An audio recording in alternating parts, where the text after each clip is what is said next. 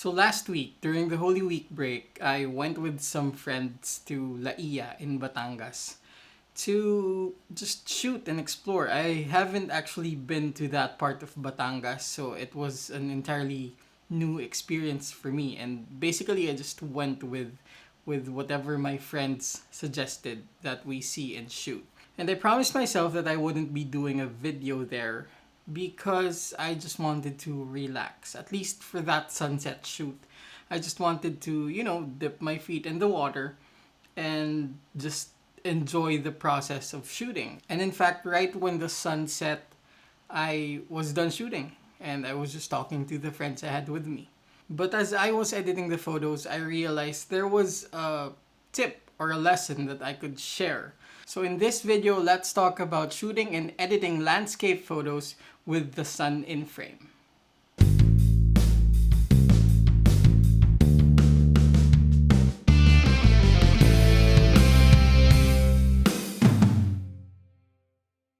So when we got to the location, which was at Malagundi Point in La Ia, Batangas, there were actually a lot of sea stacks.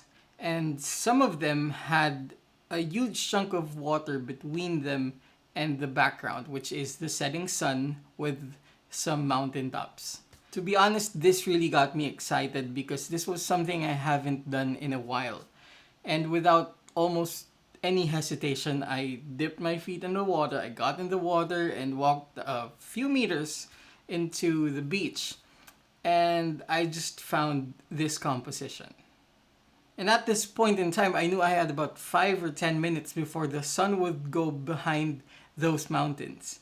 So I had a few minutes before the sunburst. I had to get the composition ready and I had to get my filters ready because I would want to be able to at least balance the frame because this is going to be a really high dynamic range situation with the sun in frame if I wanted to get some of the rocks in good detail. So I was shooting with the Sony A7IV and I had this Sony 16-35 G Master with me. And I had to decide on the filters that I was going to use for this shot. I wanted to just be able to do around 30 seconds to have the water smooth. But more importantly, I needed a CPL because I would need to get the reflections out of the water. And also I would need 1 or 2 GNDs. So I'm going to show you that setup. Now, one important thing to consider when you're shooting something like this with the sun in frame really harsh and pointing your camera directly towards it is how to avoid flare.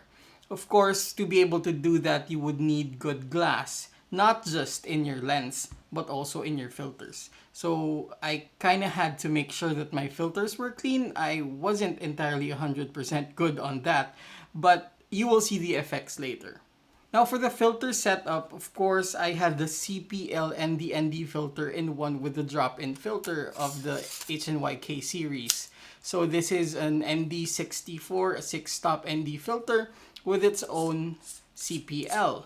Now, to be able to actually get some details or balance the really bright sky with the sun right there, I needed more than just one GND. So for my first layer, I had the GND 1.2 right here, the balancer GND from HNY. And I added a second layer of a soft 0.9 GND to be able to really balance out the frame. In addition, I was shooting in brackets of 3. This is going to be able to help me later on to really bring as much detail as possible. Now, is it an absolute necessity to be shooting brackets with this filter setup? No. You can actually bring out a lot of details because you're able to really balance out the frame. But I had the extra time to do it, so I shot bracketed exposures anyway. So these are the 3 exposures that we got from the bracketing sequence. So you can definitely see some parts wherein there is a flare. Now let me tell you exactly why the flare came out. For one, we have so many layers of glass right here. We have all the layers of the lens, plus we have the ND filter and the 2 GNDs. So there's so much layers of glass wherein light can bounce back and forth. But actually, even with that, this actually gave me very minimal flare that I can just fix with very simple healing tool.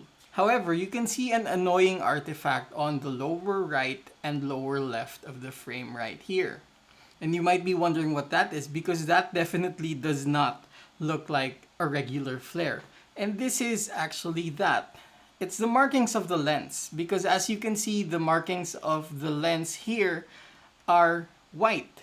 And that is definitely going to be more reflective than the black surface of the lens. So if you actually want to avoid that, you can probably use some matte black tape and put it right over the markings right here. Or if you want to go all out, then you can probably just use a black marker and just write all over that and make sure that there's nothing reflecting onto the front glass elements, which are the filters. Now, as I said, it wasn't entirely necessary to be doing bracketed exposures for this one, because as you can see, I can just use the brightest exposure that I have and actually bring out a lot of details and basically tone down my highlights instead.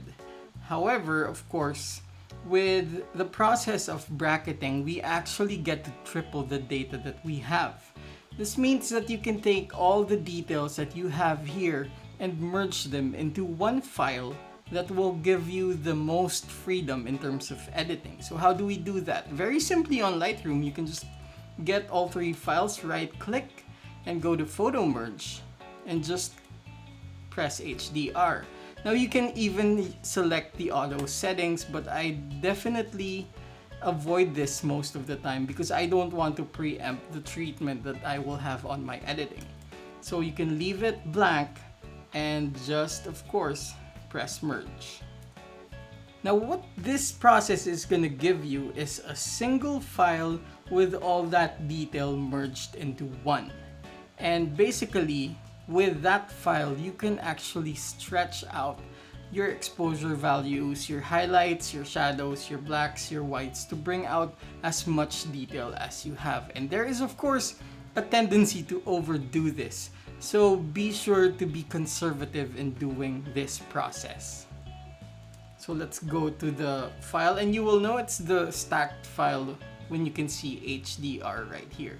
This isn't really entirely that full-blown HDR process, but this is a very quick way to merge your exposures. So as I usually do, of course, I fix my camera profiles.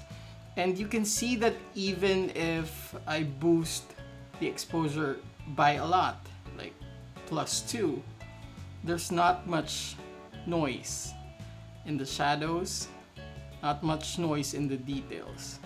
So it's a perfectly safe process for your photos. Let me bring that back down, but not too much. Now, I want to be able to actually manage the highlights coming from that sun. And basically, I will just use the highlight slider, or I can use the Asus dial. But I definitely don't want to go all out in that, because I don't want the sunlight to be too tame, or actually underpowered. Because you can see here, it's just a small dot right there, but it still has the sun rays, so it's just quite unrealistic. So you don't want to overdo that. And definitely it's okay to have the sun overexposed, because again, that is the sun, right? I'm gonna go to whites and try to see the effect of a few adjustments. And I can also increase the shadows to bring out some more details in the foreground, but you don't want to overdo this. You don't want to look like a cartoon shot. Now you're probably thinking, what are you gonna do with the flare? We're gonna do that on Photoshop because that's going to be a more precise process. Now what I want to do here is to actually mask out the sky to be able to selectively edit that. And I'm not gonna do so much here. I just want to bring out some more details in the sky. And you can do that either by decreasing the exposure, or if you want, you can use dehaze to a healthy extent. Now I do find this area a bit lacking in terms of details, so I am just gonna make some minor adjustments to bring out a bit more texture here. And this is safe because again, we are using a file with basically the information of 3 raw files. So you can go ahead and actually shape your foreground in terms of texture just by using any of these selective tools. I also want to increase the luminosity of this part right here just to make it a bit of a coherent path for the light.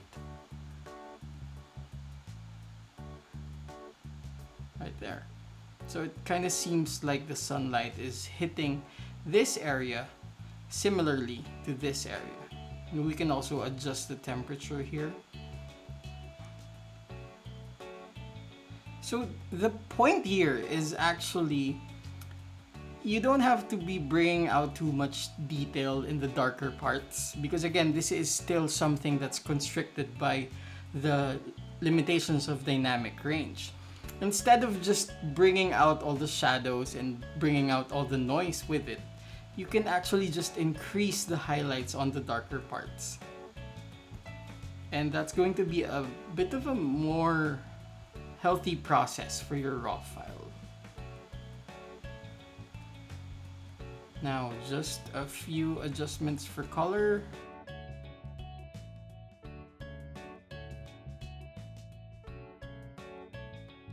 And we're good. Now we're gonna head on to Photoshop. Now this is where we get to the dirty part. Literally, this is how we're going to clean up the flare and also this sensor dust that I have in this shot. And I also want to tell you that there's another way to do this, of course, with a cleaner sunburst. And that is basically using your finger to cover the sun just to get the burst right there, or just to get the foreground without any flare or without the sunburst, then get a separate shot with the sunburst and manually brush that in. But that is something that I am not entirely fond of doing. So I would rather clean it up on Photoshop instead of just having to brush that other shot in. Anyway, let us try and see this in a more detailed manner. We're at 100% magnification, and basically I'm going to use the heal tool to just take out the spots here. This is of course sensor dust or dust on my lens or my filters. I don't know. I'm sorry. I haven't been cleaning my gear too much. Anyway, you can see that it's very easy, especially with a pen like this.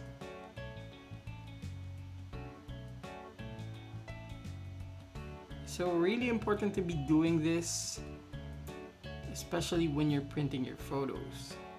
For social media, just make sure it doesn't look dirty.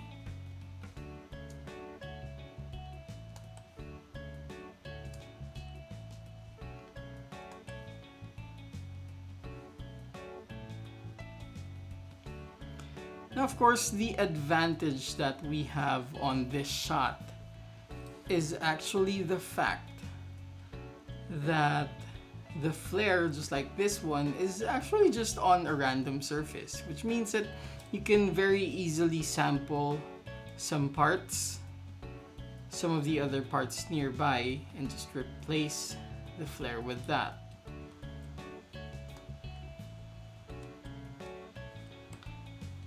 Let's go to the other side.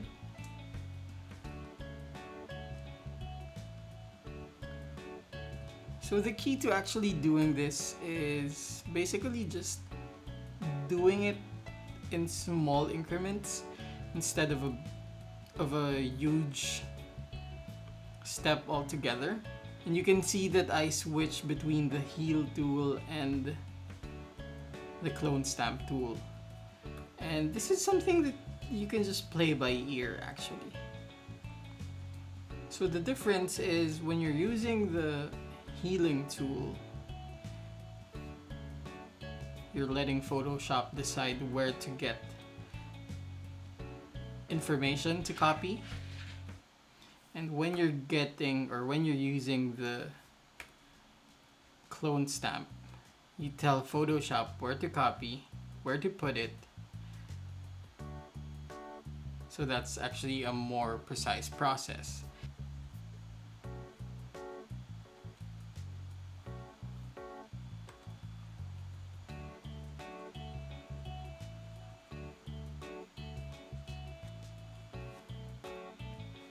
And there we go. There's probably still a lot of specks to remove here, but as you can see, this is a much cleaner shot, and all you have to do is really finalize the shot from here. So you can actually also pay attention to the area near the sun, because there's bound to be some specks there, but it's actually forgivable to have some spots there because it's unavoidable. Just like this one. Up to you if you want to dive deep into that. But generally, most of your unavoidable spots will be right here. And that's just part of actually using the sun as part of your shot. So I'm gonna do just a bit more adjustments just to really shape the shot, but this is generally the output that I had in mind. And there we go. I hope you picked up a thing or two about shooting and editing these photos with the sun in frame. And I hope I was able to help you just have an idea of how to do this when you're out in the field. Now, if you have any questions, of course, you can leave them down below in the comment section. And if you've gotten this far into the video, thank you for watching. Of course, my name is Nicco Valenzuela. I am a landscape and architectural photographer, and the content of this channel are mainly about those. So if you're interested in that, then please do click that subscribe button. Thanks for watching.